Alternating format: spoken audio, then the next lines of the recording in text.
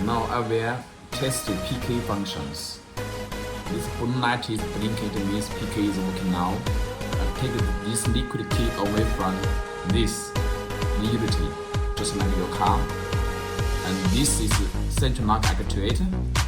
It will be moved. It will be moved. It is working. I will take this smart key back.